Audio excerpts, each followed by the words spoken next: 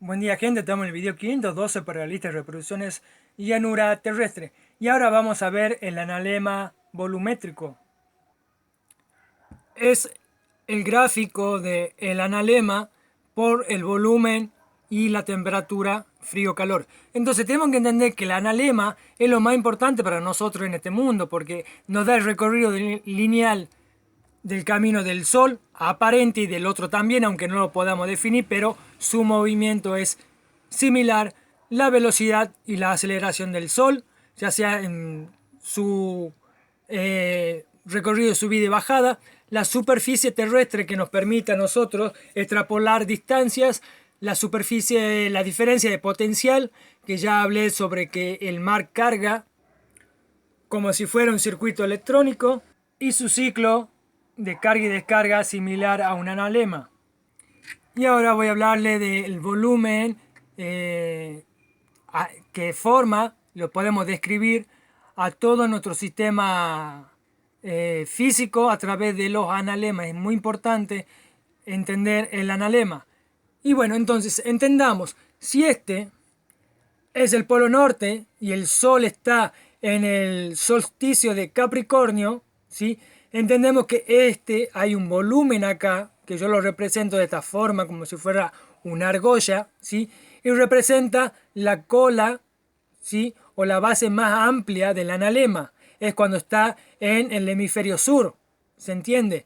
Entonces, ¿qué es lo que pasa? Yo acá, como tengo el Sol calentando, tengo una presión en aumento. Y acá, en el polo norte, tengo una presión que va cayendo, ¿sí? Y por eso es que tengo más frío acá y más caliente acá. Entonces, cuando yo tengo el Sol acá, significa que acá está caliente y aquí está frío. Y esta es la cantidad de información que nos da un solo gráfico del analema. El Sol está en el ecuador, ¿sí? Podemos suponer que esta parte está más caliente. Como se reduce su trayectoria, su longitud, queda acá en el medio. Lo que estoy mostrando acá es esta parte del analema, ¿sí? Y en el analema de bajada es la otra parte, ¿se entiende? Entonces vemos que este mismo volumen lo tenemos acá duplicado, ¿sí? En altura y reducido en distancia. Entonces acá se puede decir que la presión atmosférica es parecida, similar o casi igual de un extremo al otro. Y cuando el Sol está en el solsticio de Cáncer, ¿sí? Su movimiento es ascendente, ha subido hasta su máximo, ¿sí? Podemos considerar que son tres argollas, ¿sí? El mismo volumen, ¿sí? Como sube de altura, ¿sí? Aumenta este volumen. Este volumen es el mismo que este y es el mismo que este. A modo de ejemplo te lo grafico, ¿se entiende? Entonces acá en el polo norte aumenta la presión por la temperatura, por la expansión de los gases, ¿sí? Por temperatura, y acá cae la presión, ¿sí? Tenemos el frío en el hemisferio sur, ¿se entiende? Pero el volumen es el mismo. Entonces, nosotros acá tenemos esta abertura que es calor. Toda esta parte hace mucho calor, acá más calor, acá menos calor. Por supuesto, cuando está la Antártida decae, pero eso lo hago así para simplificar el ejercicio. Y acá en medio tengo concentrado aire frío, ¿sí? Que es esta parte del extremo. Acá tengo equilibrado entre el calor y el frío, ¿sí? Mitad y mitad si te gusta. Y cuando está en el centro, digamos, el centro del mundo está más caliente y afuera, o sea, después del Ecuador, baja la temperatura y tengo más aire frío en los cielos, ¿sí? Entonces tenemos que entender que el mundo está construido por tres elementos que son el volumen, la presión y la temperatura, que está denominada también que en los fluidos de gases, en los fluidos líquidos y en los fluidos sólidos. El volumen es directamente proporcional a la presión, inversamente proporcional a la resistencia. Entonces, cuando está en el hemisferio, en el trópico de Cáncer, acá el Sol, ¿sí? Yo tengo una variación de temperatura, supongamos que en verano entre 18 a 38, la diferencia son 20 grados. En las medias estaciones, o sea acá en el equinoccio, supongamos que tengo entre 5 y 25, siempre hay 20 grados. Y así pasa en el trópico de Cáncer, en el Ecuador de Capricornio. Hay una diferencia de más o menos 20 grados entre el día y la noche. Aunque podría ser también entre la mínima y la máxima 40 grados. Es decir, que se mantiene una proporcionalidad, no así, no igual, en el Ártico y en el Antártico, donde la diferencia de temperatura entre el día y la noche pueden ser mayor de 20 grados, más o menos, pueden ser hasta 30 o 40. Realmente los datos están muy engorrosos, así que no lo puedo decir. Entonces, tenemos que entender que el Sol, aparte de su ciclo diario, tiene varios ciclos anuales y también de cierta cantidad de años. Supongamos, yo te voy a decir lo que me decían a mí los viejos, lo que leí en muchos lugares que ya no están. Cada año siempre se encuentra la misma presión atmosférica, día y fecha. Es decir, que en el analema acá en este día, ¿sí? Yo tengo bajo la Tierra acá casi la misma temperatura, ¿sí? Y la misma presión atmosférica para el mismo día, año tras año. No literal, pero sí un promedio similar acá, ¿sí? Y en el otro lado tendrá su similitud entre presión y temperatura cada día del año. Cada día del año tiene su propia presión, su propia temperatura, ¿sí? Cada 6 años hay ciclos de sequía y lluvias moderadas. Cada 6 años de que va el sol empiezan a haber un incremento de lluvias, a veces más fuerte, a veces granizo, ¿sí? Cada 12 años se considera un ciclo completo, lo decían los viejos, un ciclo completo del sol. O sea que cada 12 años siempre había sequía intensa, inundaciones grandes, récord de temperatura, o sea, temperatura máxima nunca antes registrada. Sí, pero cada 12 años siempre hay un aumento de temperatura, por supuesto, varía. Si en ese lugar va puesto más casa, menos casa, más árbol, una plantación, obvio. Y granizo más fuerte, granizo más grande cada 12 años. O sea que el que cultivaba y cosechaba sabía que han pasado 12 años, ya tomaba la medida pertinente al caso. Y cada 60 años se generan generalmente terremotos, volcanes, catástrofes o fenómenos atmosféricos en el cielo. Más o menos 30, 40 años, depende.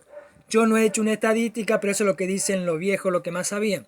Entonces, ¿para qué me importa a mí el analema, el gráfico del analema? ¿Sí? Que es vital para todos nosotros. Tenemos que entender que esta es la Tierra, esta es la atmósfera, es como que yo lo abro, una concha para que se pueda ver en perspectiva, y este es el cielo, ¿sí? Entonces yo acá tengo Polaris, acá tengo el polo norte, donde apuntan la brújula, y las estrellas acá me dicen cuál es el norte. Entonces yo, sabiendo cuál es el norte, yo según en qué lado del mundo esté viendo, yo puedo verlo en el analema y saber dónde estoy, en qué lugar del mundo. En el video 507 traté de explicarte que si vos mirás hacia el norte, ¿sí? De determinadas ubicaciones lo va a ver diferente al analema. Y si vos lo mirás de este a oeste, ¿sí? En cada lugar vos lo vas a ver en una orientación que va cambiando según la longitud en la que vos estés parado a lo largo de la Tierra. En Argentina lo va a ver de una forma y en el norte lo va a ver de otra. Entonces, antes de irnos al cielo tenemos que ver nuestro propio barrio, nuestro lugar más cercano. Bien, entonces yo conociendo el calendario, porque el analema también es un calendario anual, ¿sí? Me permite saber que si yo estoy acá, ¿sí? Acá en esta parte de la Tierra, y estoy viendo acá, yo sé si es verano o invierno.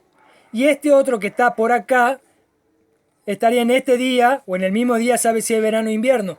Y por el analema, según cómo vos lo ves, podés saber en qué lugar de la Tierra, en qué longitud estás, ¿sí? Entonces es para orientarnos y tener el calendario. Y el calendario soberano que está en mi canal, no el calendario gregoriano de más. Y desde la más antigua antigüedad se usa el analema, ¿sí?, para mapear la Tierra. ¿Qué tan antiguo es el teorema de Pitágoras? Desde esa época, ¿sí? Entonces, yo viendo a Polaris y sabiendo en qué parte del año estoy, ¿sí?, puedo más o menos ubicarme y saber en qué parte de la Tierra estoy, ¿sí? Y yo puedo hacer el teorema del seno y el coseno para triangular una distancia y saber exactamente en qué parte del mundo estoy y cuál es la distancia entre un lugar y el otro. Eso es lo que deberíamos hacer todos nosotros hoy por hoy con toda la tecnología para saber cuáles son las medidas reales, verdaderas de este mundo y no confiarnos en la NASA y en las organizaciones que siempre nos mienten. Por eso es importante retomar los conocimientos del teorema de Pitágoras, el teorema del seno y el coseno, simplificado, ¿no?, como lo enseñan hoy por hoy. Entonces nosotros nos podemos ubicar en cualquier parte de la Tierra con el analema, el calendario y trigonometría, ¿sí? Entonces el analema, ¿sí?, solar en este caso, nos representa la aceleración del Sol, ¿sí?, según la latitud, 360 grados. Es decir, que también me dice qué velocidad lleva aquí, qué velocidad lleva acá y qué velocidad lleva acá el Sol. Obviamente la velocidad angular, ¿sí?, de arco es la misma, pero no así la tangencial, ¿sí? Entonces, el reloj de sol. ¿Qué es el reloj de sol? Es una varita, ¿sí?, un palito o algo que sea duro, digamos, que se quede ahí. Y cada día, ¿sí?, a medida que se va recorriendo el sol, la sombra va a proyectar en su punta va a proyectar un analema. Yo lo he dibujado así como para que se entienda, ¿sí? Es un analema, ¿sí?, en un plano. Es el analema de arriba. Entonces, según donde estoy yo, Argentina, Brasil, Colombia, Europa, ¿sí?, yo hago mi reloj de sol y puedo saber exactamente cuál es la fecha para cosechar o demás según la época o los periodos del año en que se suceden catástrofes y demás. ¿Se entiende? Esta línea a mí me dice de la penumbra, de que el día es más corto aquí y es más largo acá, ¿sí? Porque nosotros en verano tenemos los días más largos, la noche más corta, y en invierno es al revés. También lo podés graficar en el mismo reloj. Todo lo que es clima, todo lo que es lo que te vengo hablando, con un reloj lo podemos describir, ¿sí?, haciendo un arco, dividiendo en grado, ¿sí?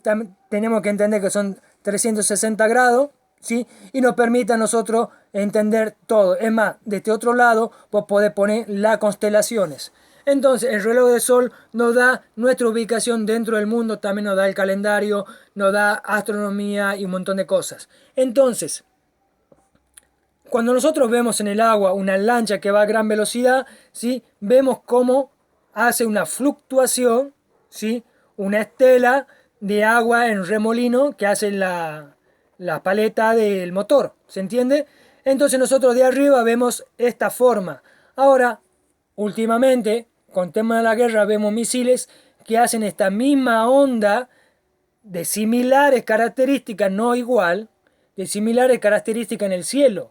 Entonces, ¿qué es lo que nos dice esto? Que el cielo es un fluido como el agua, que tiene características propias, similares, no tan notorias como el agua, que son gases, ¿sí? Entonces, los misiles que nosotros vemos es una prueba, ¿sí?, de que el cielo es un fluido gaseoso. Y estos bichos destructivos van por ese fluido que tiene menor densidad, por lo cual tienen mayor velocidad. Bien, ahora que más o menos ya sabemos cómo es el sistema de nuestro mundo, voy a pasar en el video siguiente a hablarles sobre los eclipses, cómo se forman, ya dando un concepto más básico, ¿sí?, de lo que son las luminarias y de perspectiva para aprender a verlas.